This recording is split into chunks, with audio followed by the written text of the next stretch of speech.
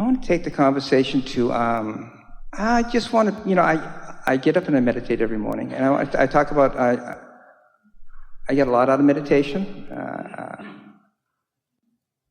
So you like to get into alignment, but then what? In other words, as you were sitting there thinking about your contribution to this conversation, what's the bottom line? What's the big deal? What is it you want to talk about here? The joy of life, getting up and just living life one day at a time, and I love to get up in the morning. I go out and I drive around like Esther does.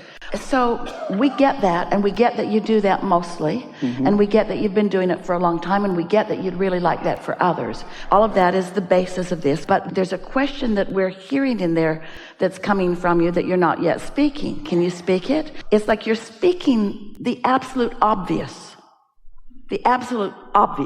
as far as we're concerned, because it's all we care about that you know. So you're speaking our message right here in this microphone. You're speaking our message, but there's something that's behind the words that you're saying. What is it? Is it and then what? Or is it and for what? I'm so satisfied in life. I don't know. Love is such a powerful thing, to get up and just to be love, and to love in every situation, and to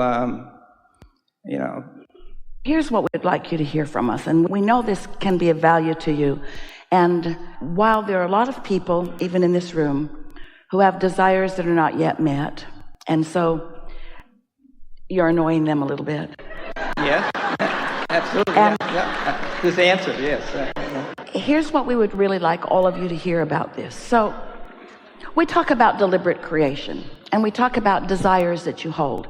And your implication here is that I don't currently have a desire that is not fulfilled, and so I'm in a state of complete satisfaction, which we know cannot possibly be true, because we are continually moving forward, and the universe just doesn't work that way. Where you stand is always launching desires, and you're always moving toward those desires. Now, it is possible that if you are a person that is continually launching new desires, and if you're alive in this body, you are, and you understand that turning yourself in the direction of those desires and talking about what you want and why you want it could keep you in a state of perpetual satisfaction. That for sure is a way that some people live life. But we want to talk about the variables in this, because first of all, nobody's really buying your story. Okay. And it doesn't matter whether anybody else is getting it or not, because this is a viable way to live. But we just want to show you how different people approach the contrast of life and what comes next. So life is always coming to you, because law of attraction is never turned off. And so something happens to which you respond.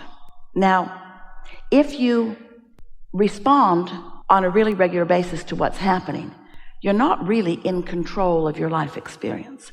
You could get really good at just deciding that you're not going to have a negative reaction to what comes. And if you get really good at not having a negative reaction to what comes, you're really not utilizing the contrast of the universe in the way that you intended.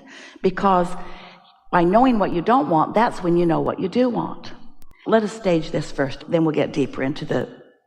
So, life causes you know you don't want that, so you want that. But as we just line up with it, and it comes, and then life shows you what you don't want and what you do want, then you line up with it, and so you move over there. And then I know a little bit what I don't want, I know a little bit what I do want, and I move over there. And so life just keeps moving in a productive and positive way, and there's no ever great range between strong knowing what you don't want and strong knowing what you do want. But consider this. So I know what I don't want, I know what I do want. I'm a responder to life, so I just keep complaining about it. So more of it comes. So I really know what I don't want, so I really know what I do want. But I don't make any focus toward what I do want. I instead talk about what's wrong. And so it gets stronger. So I really know what I don't want, so I really know what I do want. Till there's this strong gap, which a person would describe as dissatisfaction. And worse, a strong gap between where I'm standing most of the time and where my inner being is on the same subject. And that is a very uncomfortable state of being. So when someone like us comes into a conversation with people, we're encouraging that you tend to your vibration on a more regular basis. Don't let the gap get so big that you're in a state of strong negative emotion a lot of the time and in a state of strong desire that you feel that you can't receive. And it doesn't matter really how far apart you are. You can always find your way back. We've written lots of books with lots of processes to show you how to do that. But set that aside just for a little bit and hear the important piece that's coming out of this. It is important and it is new. When there's a big gap between where you usually hang around vibrationally and where your inner being usually hangs around vibrationally, humans usually accomplish one of two things. They either realize their emotional guidance system and start doing a more deliberate job of focusing on what they want, so that what they've asked for in their vortex starts flowing into their experience, or they get so tired of feeling bad that they just turn off feeling.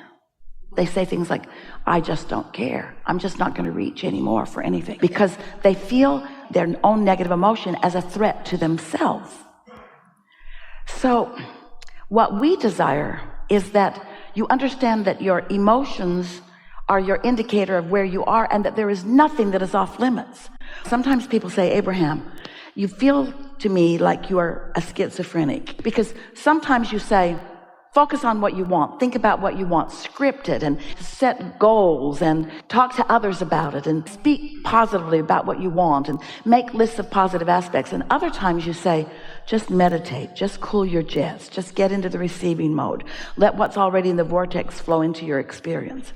And we say both of those approaches are very helpful at different times. You just need to be able to discern what vibrational stance you're in when you turn on the gas. And we know for sure that when you stand often in a place of alignment, that the law of attraction causes momentum on that, and that momentum causes a big and robust life to come to you. It's not a limp, I'm satisfied. It's a, I can't get enough of this. And if that's not the case, then something else is going on. Either there's a deliberate attempt to suppress emotions, or, well, that's usually what it is. That's usually what it is. So we're not resistant to the idea that you feel satisfied a lot, but we do know for sure that there's a whole lot going on in your vortex, that if you would let yourself look in the direction of it, that you'd get your juices flowing. Are you sort of getting what we're talking about? This is the subject of law of attraction, and the subject of law of attraction is the subject of momentum. And whatever you give your attention to, momentum ensues. So if you give your attention to what you want, momentum happens and you get called that way. And if you give your attention on that subject to what you don't want, momentum happens and you get called in that direction. And that causes a splitting of energy that does not feel good. And so all you can do is let go of the conversation of what you don't want and turn in the direction of what you do want. But when you do that, all kinds of momentum begins to happen and your life gets bigger and faster. And there's not this, I'm contented or satisfied in the thing that I don't want more. All right, so now you talk. Okay, so basically, I have a big life. I really do. I just have a simpler life, though. I do the simple stuff of doing stuff, and I'm kind of like the king of simplicity of helping people and service. So did you have a point that you wanted to make with us here today, or a question? I just wanted to bring some satisfaction. Just no, say that satisfaction thing. I just wanted to just get up here and be grateful and thankful. And I hear what you're saying. I do tend to suppress some stuff. We've just never known anyone, and we know everyone. We've just never known anyone who is still in their physical body and still exposed to life that isn't still launching desires. And if you're launching desires, then you're feeling some emotion about it. And that emotion is the cutting edge of life. We never want to give anyone the impression that your goal in life is to get into a place where you don't feel contrast. Because contrast is the stuff. It's the step one stuff of the equation. It's what puts the momentum in things. It's what puts everything that you want in your vortex, you see. And so sometimes it is as if we give you the impression that negative emotion is something that you want to avoid. And it brings about a sort of attitude of complacency, which is like putting a squelching or muting or limiting factor on your life experience, you see. And we just sort of want you to wake up and shake yourself a little bit and think about the things that you're still asking for, and let the powerful universal forces give you some enthusiasm for life. Because while satisfaction is a wonderful thing, in other words, we'd so rather that you feel calm and satisfied than negative emotion. But we would so much rather that you feel passion than complacency. I do have passion. I have, I go to AA meetings, and I have conversations about this in AA every day with people, and excited about life and uplifting, and just, I have a wife that gives me plenty of contrast, so I experience plenty of that, and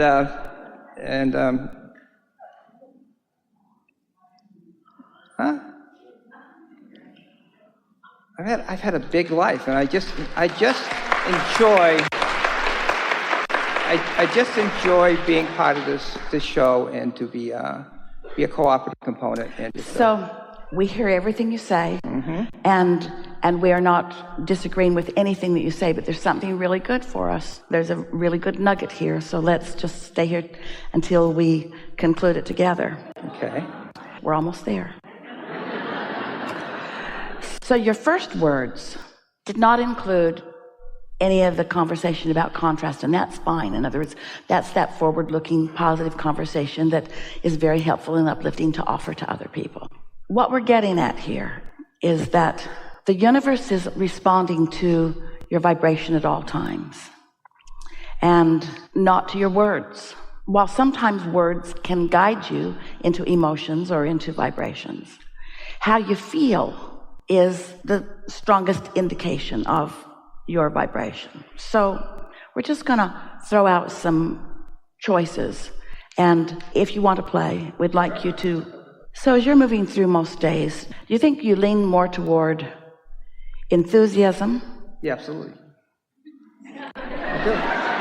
I'm excited. I'm excited about, like, I love driving around and seeing the birds and playing and stuff, and just off doing my things that I'm doing, and enthused about going and doing my stuff. Real simple stuff, but I really am enthusiastic about living life and creating life and being alive. And I love, I play with license plates, and you show me numbers, and just alignment shows all over the place. And so I'm enthused about that. And so when you're sitting there, and now you're sitting here, and you have a lot of people who are interested in what you have to say, and we really are interested in what you have to say. And you have a sentence or two or three or four or five in which to express what you'd like anyone who's looking on to know about your philosophy of life and what life has shown you. What is it? Now, there's no enthusiasm in that tone right there at all. No. So this is a big platform, and there are a lot of people who want to hear this. So what is it that you would like to say? I'd like to say that I'm so happy to be alive, and to be a participant in bringing new states of being to this planet, and to be able to allow my vortex to manifest and share that with people, and be thrilled with the process of life, and looking forward to new situations that are going to thrill me and jag me a little bit once in a while, and give me opportunity to have experience with people and situations. And we think that's a powerful message. Okay. Yeah. Thank you.